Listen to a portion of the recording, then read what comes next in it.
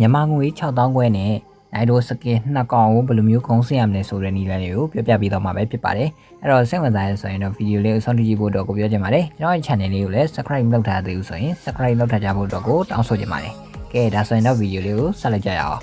ဗီဒီယိုလေးမစခင်မှာပြောချင်တာကတော့ဒီထဲမှာတွက်ပြလာတဲ့ Diamond Series တွေကျွန်တော် channel မှာရောင်းတဲ့ Diamond Series တွေနဲ့တွက်ပြလာတာဖြစ်တဲ့အတွက်ဘယ်လိုအနေနဲ့ဗမာရလေးတွေဒီ Diamond Series နဲ့မရဘူးလေကျွန်တော် comment အောက်မှာမမှတ်ပါနဲ့ကျွန်တော်ရဲ့ channel မှာဒီ series တွေနဲ့ပဲရောင်းပေးတာပဲဖြစ်ပါတယ်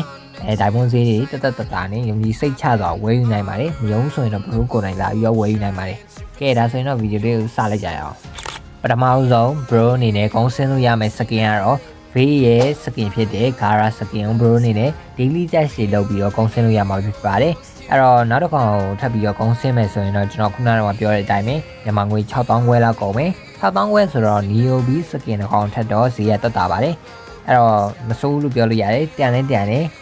အဲ့တော့အဲ့ဒီဟာလေးကိုပြောဖို့တော့ကိုကျွန်တော် event လေးကြောင်းနည်းနည်းလေးပြန်ပြီးတော့ရှင်းပြမယ်အသေးစိတ်ကိုတော့ကျွန်တော်ရဲ့ channel ထဲမှာတင်ထားပေးတာရှိတယ်အဲ့ဒီကနေပြီးတော့သွားပြီးတော့ရှာကြည့်ပါဒီမှာတော့ကျွန်တော်လိုရင်းတူရှင်းမယ်ကျွန်တော်ရှင်းပြတော့မယ်အဲ့ဒါတော့ကျွန်တော်တို့ဒီ event မှာဆိုရင်အဲ့ဒီချိန်ကို diamond 50တောင်းရမယ်ဒါပေမဲ့ daily 50% off နဲ့ဒီချိန်ကို diamond 25လုံးပဲကုန်မယ်ပြီးရင်10ချိန်လှည့်မယ်ဆိုရင်တော့ bro အနေနဲ့ diamond 900တောင်းရမယ်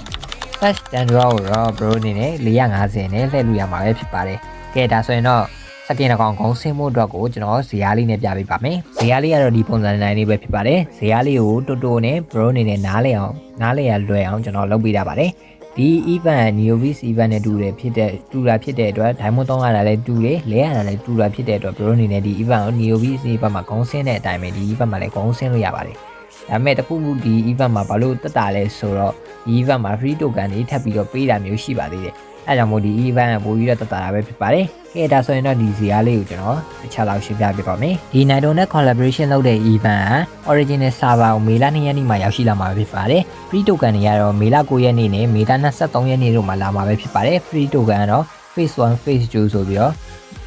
နှစ်ခါလာမှာပဲဖြစ်ပါတယ်။ကဲဒါဆိုရင်တော့ဇာတ်လေးကိုစပြီးတော့ရှင်းပြပါမယ်။ဒီ event 2ရက်နေ့မှာလာမှာဖြစ်တဲ့အတွက်အဲဒီမေလ2ရက်နေ့မှာweekly bet 4 bet ထည့်လိုက်မယ်ပြီးရင် one draw ထည့်လိုက်ပါမယ်အဲဆိုရင် diamond က315လောက်ကျန်မယ်ပြီးရင်မေလ3ရက်နေ့ရပြီးတော့မေလ8ရက်နေ့ထိကိုone draw စီလဲသွားမယ်ကဲဒါဆိုရင်တော့ draw က7 draw ထိရပါမယ်diamond က285လုံးကျန်ပါမယ်ပြီးရင်မေလ9ရက်နေ့ရောက်ရင် free token လာပြီးဖြစ်တဲ့အတွက် weekly bet 3 bet ထည့်မယ်ပြီးွားရင်အဲ့ရပြီးတော့6 draw လဲမယ်အဲဒါဆိုရင်diamond တောင်းရမယ့် mission လည်းပြီးမယ် diamond ထည့်ရတဲ့ mission လည်းပြီးမှဖြစ်တဲ့အတွက် free token 29ကက်ရမယ်ပြီးတော့ draw 20ပြီးသွားတာဖြစ်တဲ့အတွက် bro အနေနဲ့ free token တစ်ခက်ကို draw reward ကနေပြီးတော့ထပ်ပြီးတော့ရရှိပါအောင်မယ်ကဲဒါဆိုရင်တော့ total draw က43ချိန်အထိဖြစ်သွားမယ် diamond ကလည်း250ကျန်မှာပဲဖြစ်ပါတယ်ပြီးရင်မေလ10ရက်နေ့ရပြီးတော့မေလ22ရက်နေ့အထိကို one draw ချင်းစီလဲသွားမယ်ဒါဆိုရင်တော့ total draw က56ချိန်ဖြစ်သွားမယ် diamond က185လုံးကျန်ရှိမှာပဲဖြစ်ပါတယ်အဲ့လိုနဲ့မေလ23ရက်နေ့ရောက်ပြီဆိုရင်free token phase 2လာမှာဖြစ်တဲ့အတွက် bro အနေနဲ့ weekly bet 3ပတ်နဲ့ diamond 86လုံးထည့်ရမယ်86လုံးကဘာလို့ထည့်ရတာလဲဆိုတော့10 draw ပြည့်အောင်လဲဖို့86လုံးထည့်ရတာပဲဖြစ်ပါတယ်အဲ့ဒါဆိုရင် diamond 3ရမယ် mission ပြီးအောင် one draw တစ်ခါလဲမယ်ပြီးရင်450နဲ့ first 10 draw လဲလိုက်မယ်ကဲဒါဆိုရင်တော့ free token diamond 3နဲ့ mission နဲ့ပြီးမယ် diamond ထည့်တဲ့ mission နဲ့ပြီးမှဖြစ်တဲ့အတွက်29ကရမယ်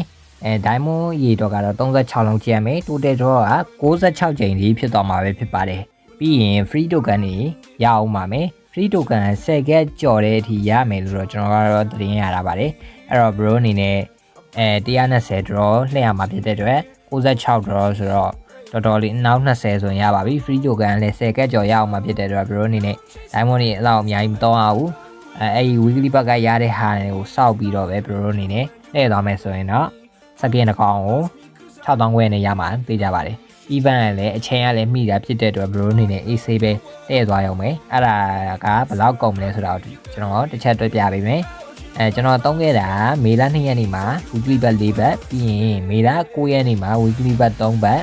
ပြီးရင်မေလ23ရက်နေ့မှာ weekly bet 3 bet နဲ့ diamond 86လုံးအဲ့တော့အားလုံးမှာ weekly bet က10 bet နဲ့diamond 86လောက်ပဲဖြစ်ပါတယ် weekly bet 10 bet ဆိုတော့ကျွန်တော်စီမှာရောင်းနေဈေးကတော့ weekly bet က6000အခုလက်ရှိဈေးကတော့6000ဒါကတော့ဒီနေ့မှတက်သွားတာပေါ့နော် မနေ့ကအထိကိုကျွန်တော်9900တင်ရောင်းမိတာပဲဖြစ်ပါတယ်အဲ့တော့ weekly bet တစ်ပတ်ကို6000ဆိုတော့10ပတ်ဆိုတော့6000ပြီးသွားရင် diamond 86လုံးက4900ဆိုတော့9000ပဲထားပါတော့အဲ့တော့6000ဝင်းနဲ့နိုင်တို့စကင်တစ်ခေါင်ရရှိမှာပဲဖြစ်ပါတယ်တို့အနေနဲ့ diamond တွေကိုဈေးသက်သက်သာနဲ့ယုံကြည်စိတ်ချစွာဝယ်ယူခြင်းနဲ့ဆိုရင်တော့ကျွန်တော်အစီမှာဝယ်ယူနိုင်တဲ့ဆိုတဲ့အကြောင်းလေးကိုရရပြီးတော့ပြောချင်ပါတယ်weekly bet limit ပြည့်နေတဲ့သူတွေအနေနဲ့ဆိုရင်တော့ဒီထက်ပိုပြီးတော့တောင်းရနိုင်တယ်ကဲအဲ့တော့ကျွန်တော်ရဲ့ဗီဒီယိုတွေကတော့ဒီနေ့တော့ဒီတော့ပါပဲအဆုံးထိကြည့်ရှုရတဲ့ကြောက်ချင်းကြကိုကျေးဇူးတင်ပါတယ်နားမလဲတာရှိရင်လည်း comment မှာဝင်ပြီးတော့မေးနိုင်ပါတယ်ကဲဒါဆိုရင်တော့နောက်ဗီဒီယိုတွေမှာဆက်လက်ဆောင်တွေ့ကြပါမယ်အားလုံးကျေးဇူးတင်ပါတယ်